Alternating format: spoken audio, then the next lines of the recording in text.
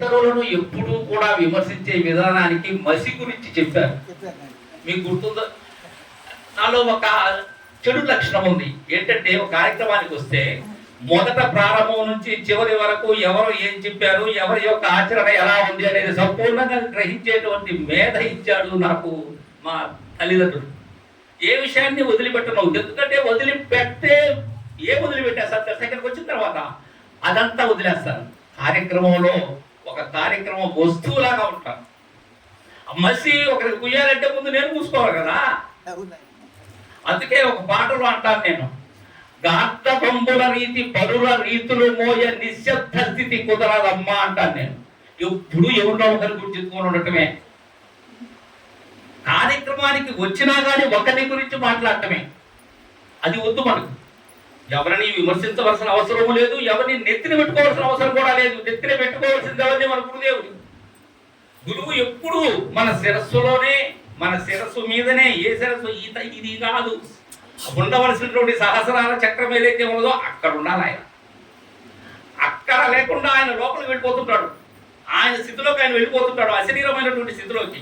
మనం ఆయన్ని అక్కడ కూర్చొని పెట్టుకొని మనం కూడా అక్కడ చేరితే ఆయన చెప్పేది ఉండేది మనకు సక్రమంగా అర్థమవుతుంది. లేకపోతే వక్రంగా అర్థమవుతుంది. వక్రంగా అర్థమైనప్పుడు మనకు సక్రమమైనటువంటి బోధన పద్ధతి, బోధన క్రమం రాదు. చిదంబరం రాజయోగులు ఒక మాట అంటారు, కదలనట పరమ పురుషుడు అనే కందపద్యానికి ఆయన చెప్తూ, పరమ పురుషుడు ఎక్కడ కదలడం లేదో అక్కడ పోయి చూడరా అంటాడు ఆయన.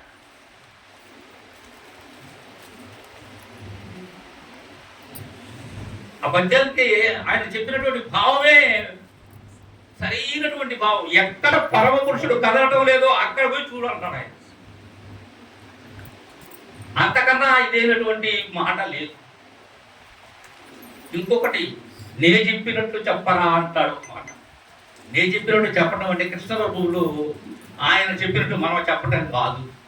నేను ఎక్కడ ఉండి బోధిస్తున్నానో, ఎక్కడ ఉండి మీకు చెప్తున్నానో అలా చెప్పమని ఆయన ఉద్దేశం. అది నే చెప్పినట్లు చెప్పరా, నే చెప్పిన బోధ ఇగు అది కుంటే అంటాడు. నేను చూసేదాన్ని చమత్కృతి, నీ చమత్కారం చూస్తారు. ఏం చమత్కారం ఇక్కడ? పొన్నాల రాజయోగి గారు ఎలా తెలియజేశారో దాన్ని అందుకుని వారి శిష్యులైనటువంటి మన రత్నమాంబికా సమేత పువ్వాడ సత్యానంద స్వాములు వారు, అది ఆయన ఎక్కడుండి చెప్పారో అక్కడ ఉండి మన పరిపూర్ణానంద పద్మకు చెప్పారు. ఆ పద్మమ్మ అక్కడ ఉండే మనందరికీ బోధిస్తున్నారు. ఈ భావనలోనే ఉండాలి. ఇది గురు శిష్య న్యాయం. ఇక్కడ కావాల్సింది గురు శిష్య న్యాయం. ఎప్పుడూ కూడా గురువుతో పాటు, అది కూడా చెప్పారు అమ్మగారు, నీ ప్రయాణం ఎలా ఉండాలి? గురువుతో పాటుగానే ఉండాలి. ఆయన ఒక దగ్గర చెప్తుంటే నువ్వు ఒక దగ్గర ఆలోచిస్తుంటే కుదరదు. సరైనటువంటి త్రోవ, సరైనటువంటి ప్రయాణం ఇద్దరు కలిసి జరగాలి. నేను ఒకటి బోధిస్తున్నాను, మీకు ఆధార చక్రాన్ని గురించి చెప్తున్నాను. దాంట్లో అక్షరాలు చెప్తున్నాను, అక్కడ అది దేవత చెప్తున్నాను, అన్నీ చెప్తున్నాను. నేను ఆధార చక్రం గురించి నేను చెప్పేటప్పుడు మీ ఆలోచన ఎక్కడ ఉండాలి? ఆ చక్రం దగ్గరే ఉండాలా. మణిపూర్వక చక్రం కాదు. మ్యాచ్ కాదది. మ్యాచ్ కావాలంటే గురువు శిష్యులు ఒకే దగ్గర ఉండాలి. ఆయన ఎక్కడ బోధిస్తున్నారో నువ్వు అక్కడే ఉండాలి. ఇంకొక విషయం చెప్పాను, ఈ ప్రవృత్తి నివృత్తి న్యాయాలని. గురువు సర్వఘటనా సమర్థుడు. ఆయన ఎలా అయినా చెప్పగలరు. అలా చెప్పే విధానం నీకు వచ్చేందుకు ఆయన రకరకాలుగా చెప్తుంటాడు బోధనా విషయం. ఇంద్రియాలు పంచభూతాల యొక్క లయచక్రము, పంచభూతాల యొక్క అమరిక సాంఖ్య సూత్రం ప్రకారం చెప్తాడు.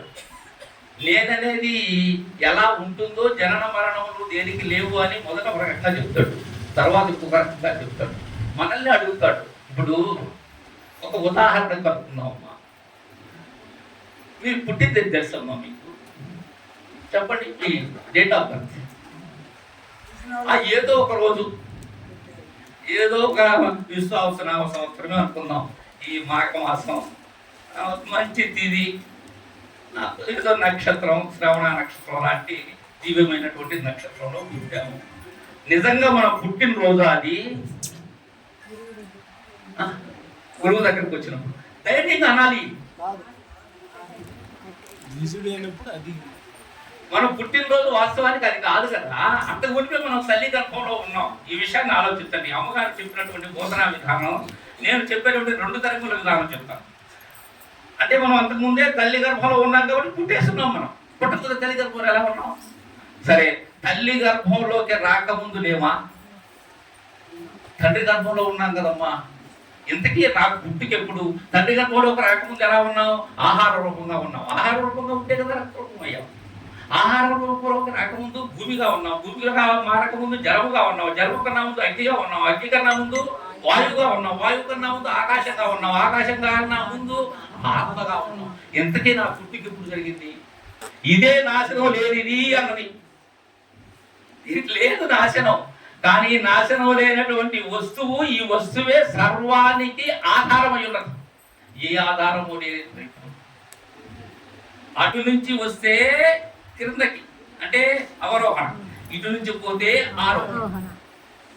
ఈ రెండిటి విధానాన్ని ఎరుగుండాలి. రెండు వస్తువుల నడుమ అఖండం విదే కానుపించు అంటాడు కృష్ణ ప్రభు. ఏ రెండు వస్తువుల నడుమ? అది గురువు గారు ఆ మరుగుని ఎరిగిస్తారు. అయితే మరుగు ఎరిగిన పిమ్మట దాన్ని మరగాలి, మర్చిపోకూడదు. గురువు గారిని అడుగుతాం మనం. మరుగులన్నీ తెలుపు గురువరేణ్య అంటారు శివరామ దీక్షితులు. ఆయన చెప్తారు, ఇది సచ్చి పుట్టిన వాడికే సాధ్యపడును అంటాడు అనుభవం. ఏమి సచ్చిన వారికి? ఈ అహం పదార్థమైనటువంటి నేనేదైతే ఉన్నదో అది సచ్చిన వారికి, ఆవరణాన్ని వీడిన వారికి, గురువే సర్వమని ఔదర దాల్చినటువంటి వారికి ఇది చాలా సులభమైనటువంటి బోధ. ఈరోజు చాలా సుదూరం పెద్దలైనటువంటి వారు చాలా మంది వచ్చున్నారు. మనం అందరం కూడా వారు చెప్పేటువంటి విషయాలు అందరం అందుకుంటారని కోరుకుంటూ, మొట్టమొదటగా సిల్లకూరు పూర్ణాశ్రమ పీఠాధిపతులు భువానంద స్వాముల వారి ప్రియ శిష్యులు శ్రీ పూర్ణానంద చంద్రనారాయణ స్వాముల వారిని ఉపన్యసించారు.